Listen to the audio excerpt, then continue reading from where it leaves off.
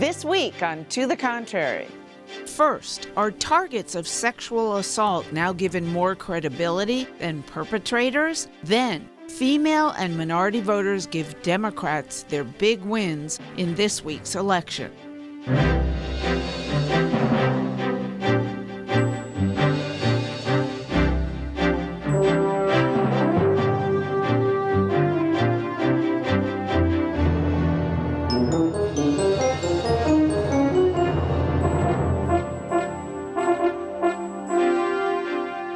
Hello, I'm Bonnie Urbay. Welcome to the Contrary, a discussion of news and social trends from diverse perspectives. Up first, Republicans are calling on Alabama Senate candidate Roy Moore to step aside if charges that the former judge initiated a sexual encounter with a 14-year-old girl and 3 other teen girls nearly 4 decades ago prove true.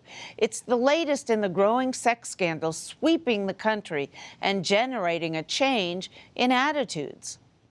The days of U.S. culture tolerating but not acting on sexual harassment and assault charges may be over. The number of women and men saying #MeToo continues to grow every day. This week, 68-year-old long-distance swimmer Diana Nyad told her story of being assaulted by her swimming coach when she was 14 years old. Nyad says she expects many more victims will refuse to stay shamed and silenced. Perhaps it's because companies, schools, and others in power are taking the allegations seriously and imposing consequences on the accused perpetrators instead of making backroom deals to keep abuses quiet. Some people question if after all these years of not believing the victim, the pendulum has swung to an automatic acceptance that those being accused are guilty. A CNN poll found 52% of those surveyed think the public storytelling will reduce the number of sexual harassment and assault incidences. 3/4 think attention to these stories will lead to widespread understanding about what constitutes sexual harassment and assault. So, Hilary Rosen, are Americans now more predisposed to believe targets of sexual assault than they were in the Anita Hill days? Well, I think Americans have long been willing to believe people. What I think the sea change actually has been is much in the media, where we see the media is more willing to report stories that don't have a witness or another, or even in the face of denials by men. And so I think that has been a huge sea change and really important. No, this is just the whip around. Yeah, sorry. yeah, I forgot. So a sentence or a sound bite. It's okay. I've got gremlins today. No, yeah, we'll. Can you use that? Okay. Yeah, we have to stop tape and start again.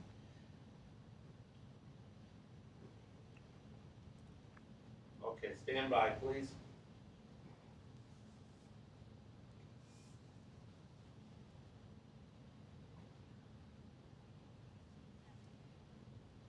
Five, We're about to 4, start. 3, 2.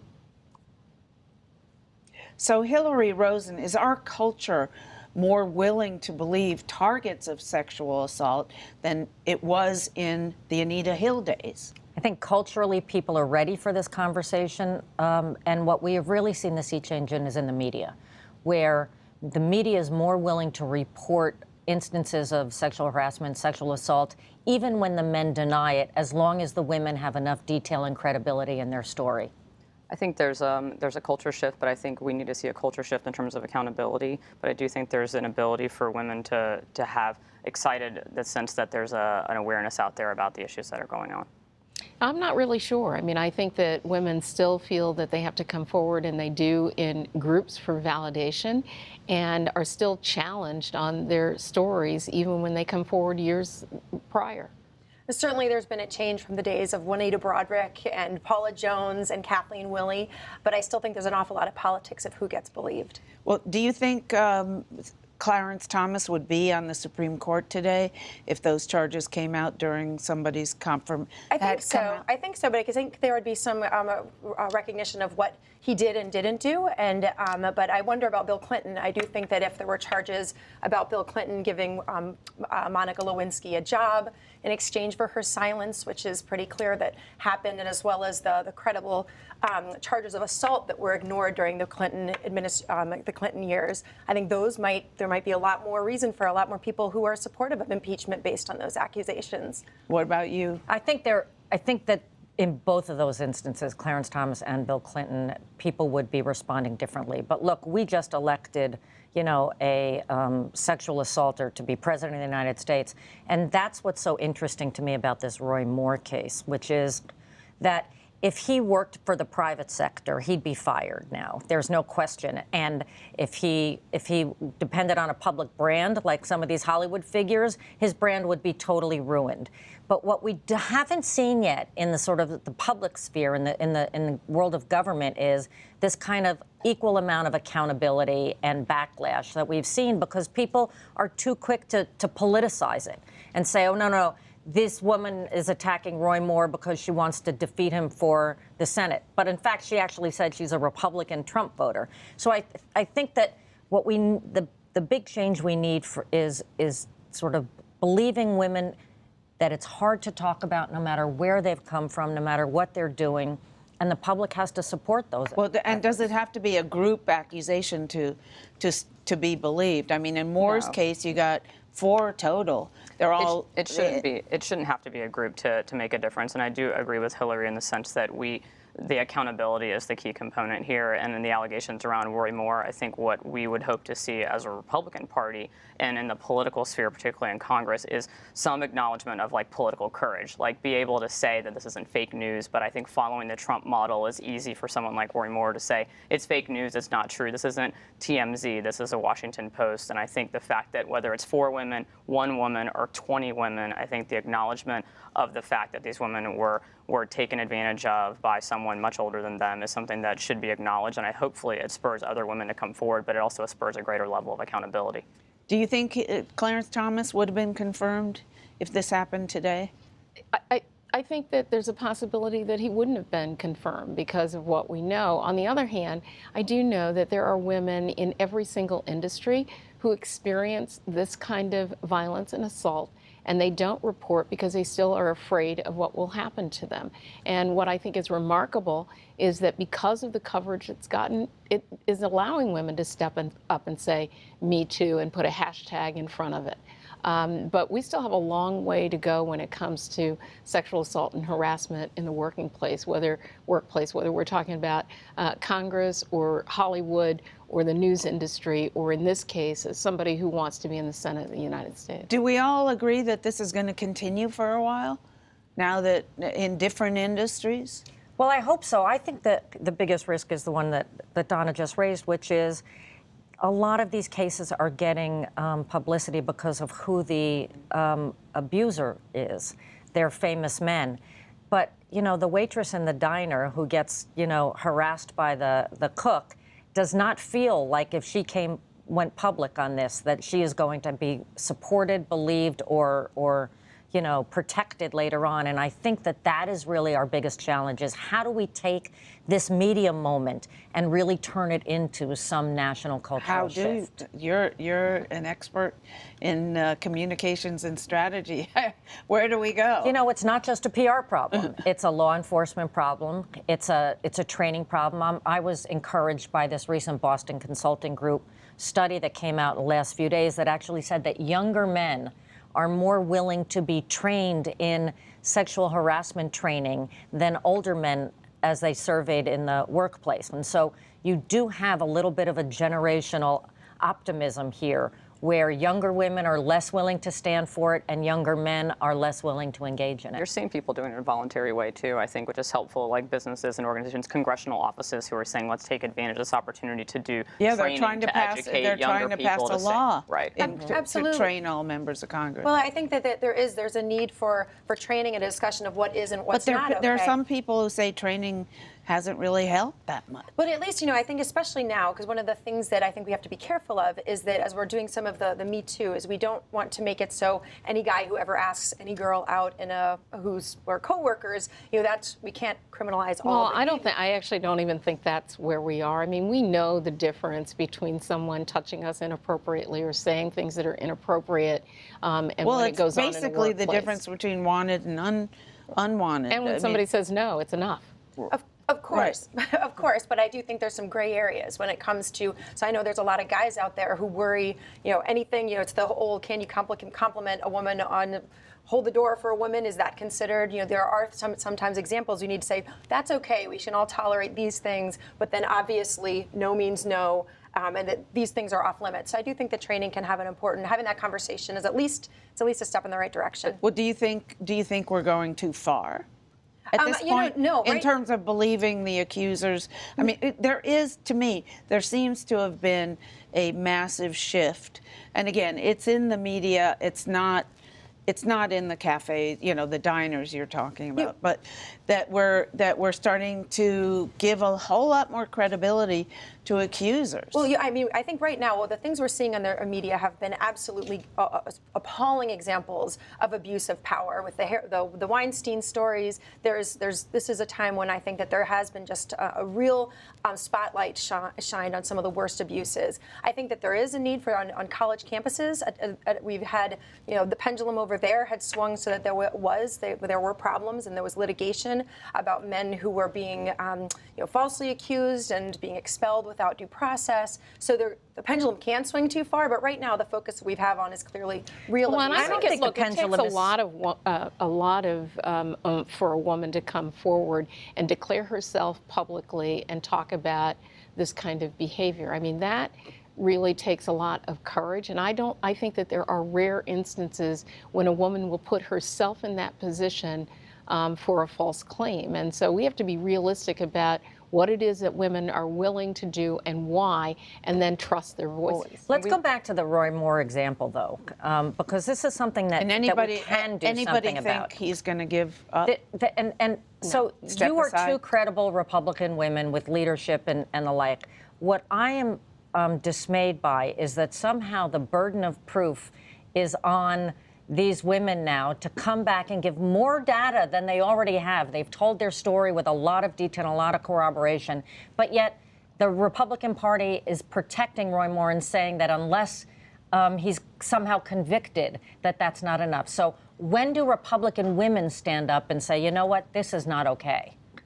Yeah, Collins already has. Yeah, I think there are a lot of Republican women, and I do, I think that this news broke just a few days ago. We've heard this in this, and so there is still a fact finding, but I think that we know more today than we did yesterday, and I do think that there will be a moment when people say, I think you're going to see candidates who are senators too, like McSally, like Blackburn and others. Those are people that are going to be directly impacted by a Roy Moore election on December 10th and what that means for the Republican Party, whether he steps aside now or he steps aside after he's elected. And I think McConnell's come out and said that he wants him to step aside. You're hearing more clarion calls from senators. And my point earlier if it's proven true. My point earlier about courage requires people to actually step up to the plate and say, whether it's one accusation or 20 accusations, or how much more information do you need to know that this person isn't somebody who should serve in the likeness of a Republican senator or any senator for that matter in the U.S. Senate?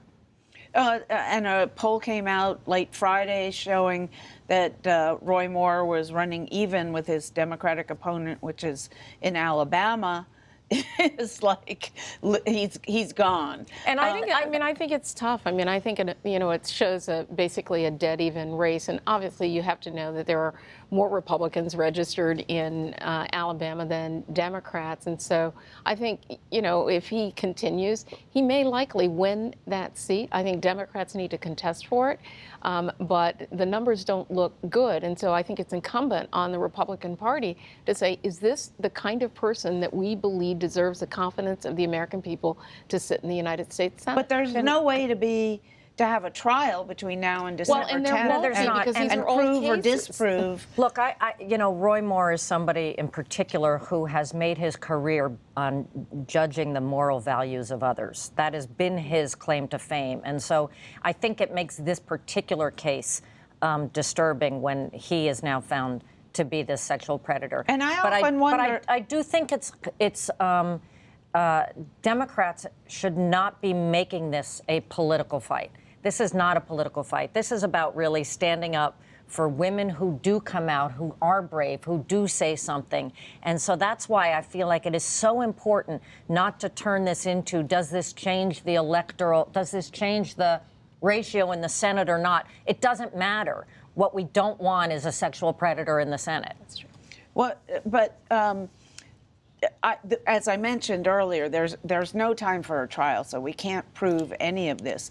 But I really wonder sometimes whether the people who speak out the most and try to be the most moral and the most, above reproach, is there something psychologically going on that they're trying to make up for the fact that they're nuts? I think we've seen that there's a lot of hypocrisy out there, and I think you're right that it's not that, we should try to avoid the blaming of one side or the other, or saying it's a certain type of person who does this. Because certainly, when I look at what's going on in Hollywood and all of the lip service that's been paid for decades as, standing up for women's rights by, good liberal icons who apparently were not very pro-woman at all. So there is a temptation, I think, on both to try to score political points out of it, but that's really not what this is about. Well, all right, let us know what you think. Please women, follow me on Twitter at Bonnie Urbay and at To the Contrary.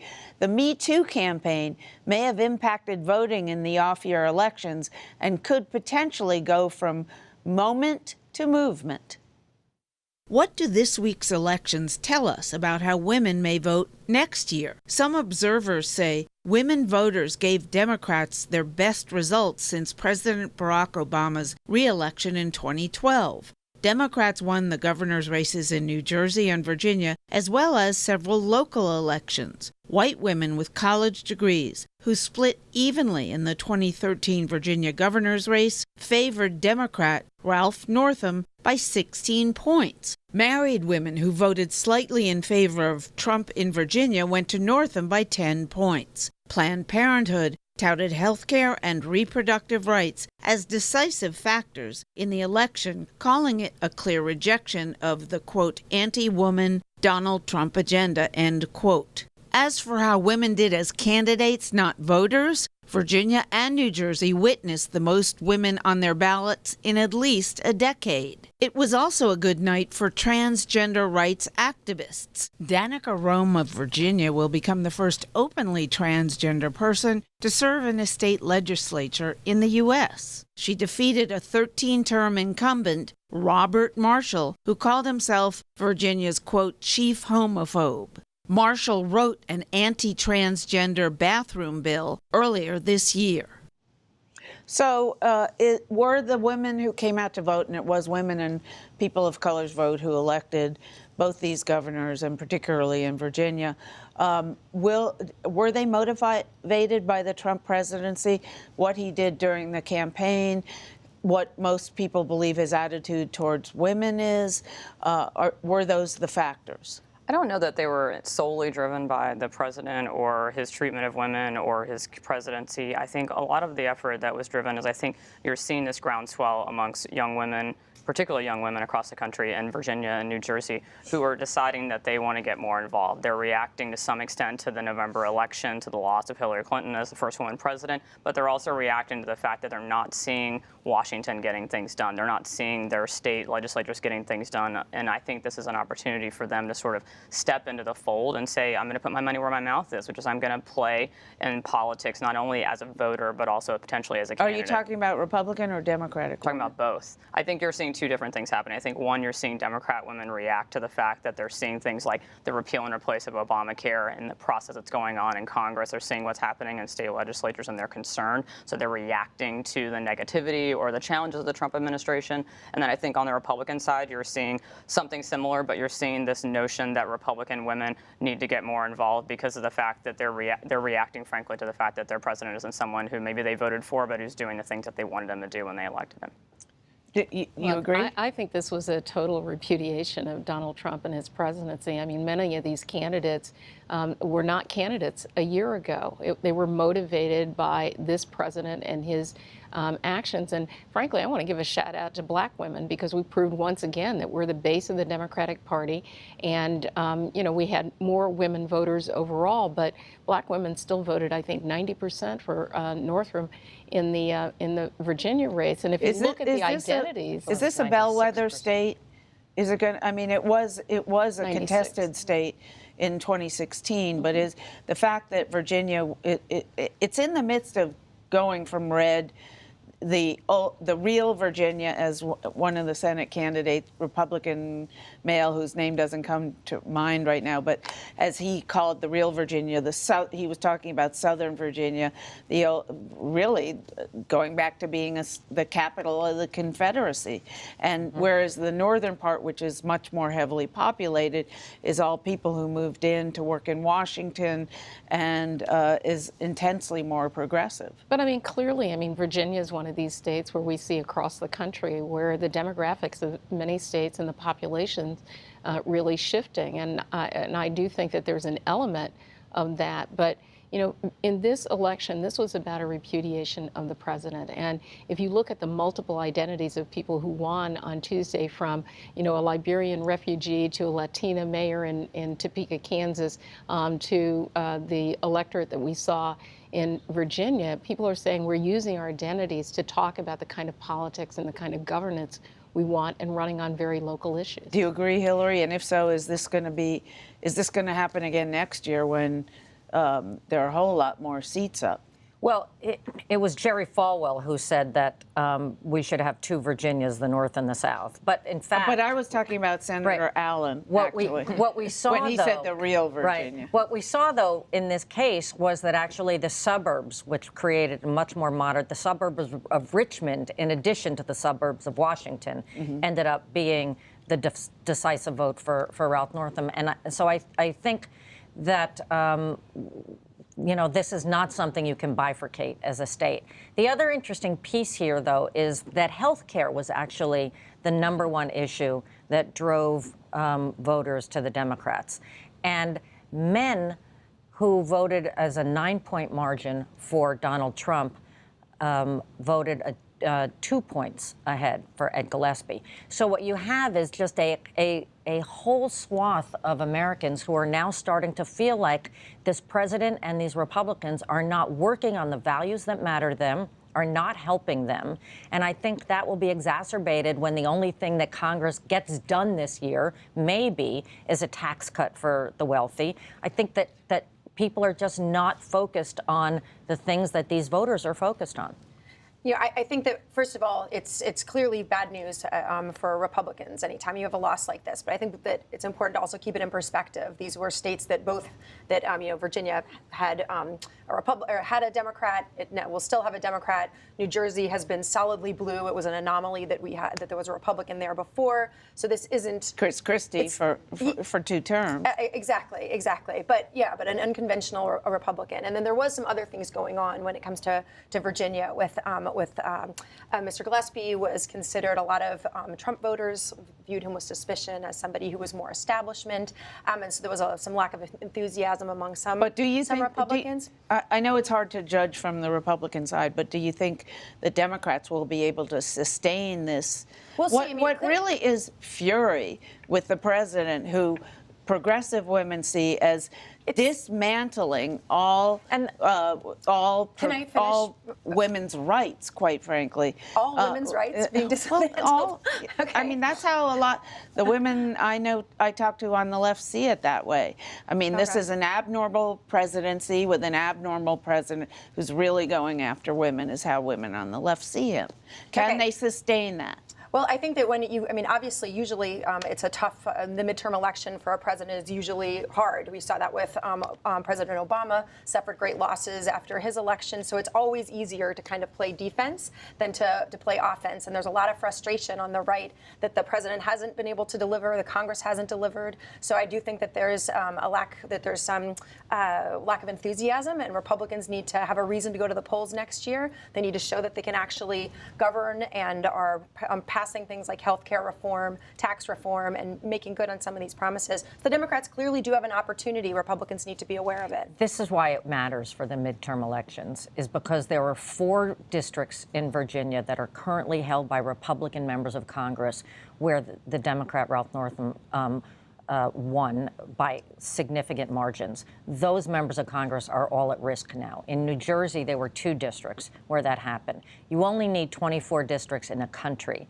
to have the Democrats take over the House. And so I think, again, the Republicans are going to have to make the case that they are on the side of working people in a way that Donald Trump had originally promised, but now doesn't seem to be delivering on. And I think that if the only thing that they end up getting done is a corporate tax cut, that's not going to send the right message. While at the same time, they're threatening health care, they're threatening rural health clinics and access to health services like closing Planned Parenthood clinics. So I do think that the Republicans are very much on their heels right now. I won't concede the November election just yet, but I will make an observation. I think one of the things that stands out to me about... What do you mean you won't concede the Meaning November? I won't concede that Republicans are going to lose in November and we'll lose the House and the Senate. Next year. I'm not going to say there's a wave going on. I think obviously it's not great for us, but the point of the story is that I wanted to make an observation, and I do think what's important to note about New Jersey and Virginia is the fact that we had so many women run at the local, state, and level for office, and I think that's a really wasn't that also disproportionately Democrat? To some extent, yes, but I think that there's an acknowledgement that a rising tide floats all boats, and I think we need more women in Congress. All right, that's it for this edition. Please follow me on Twitter and visit our website, pbs.org/tothecontrary. And whether you agree or think to the contrary, see you next week. You were